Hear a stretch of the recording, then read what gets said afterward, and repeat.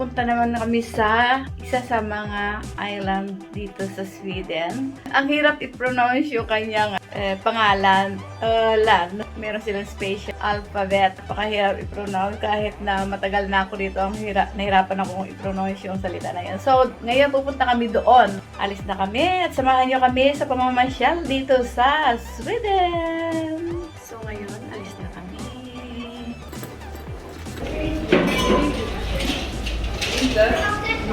Ito yung hotel namin, kaya lang meron siyang restaurant, lahat meron na siya. Kompleto na sila dito.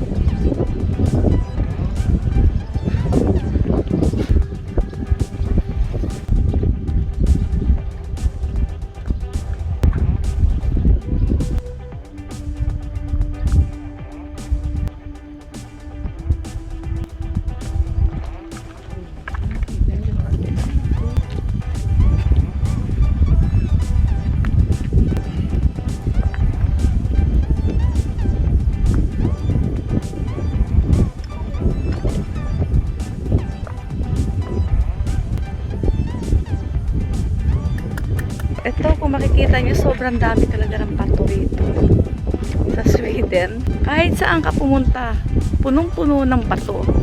Kahit sa gubat, kahit saan, Tapos ang ginagawa nila, iniipon nila yung mga bato kung saan saan lang nila itatambak yan. Parang attraction. Parang ano na rin, parang tourist spot na rin yung mga bato nila. Tingnan nyo. Ayan ang mga batong pinagtatambak nila. Pinagpatong-patong. Yung mga masisipag magdampot ng bato kasi patong-patong na lang dyan. Ayan. Ang dami. Sagana talaga sa bato ang Sweden. Bato at saka punong kahoy at marami pang iba. Ayan, kung makikita nyo, ang dami. Nakatambak lang.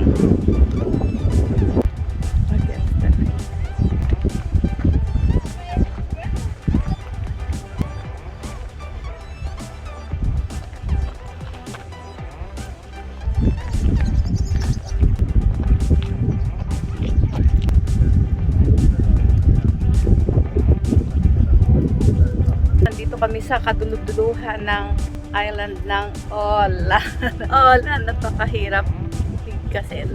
Nakikita nyo, dagat na talaga siya. Kasi itong island na dun, sa gitna siya ng dagat.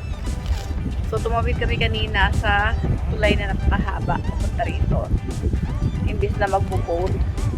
So, tulay lang talaga siya. So, makikita nyo, napakaraming bato talaga. Ang ganda ng view. Ayan, yung mga taga rito sa Sweden. Punta na kayo rito sa Åland. Åland.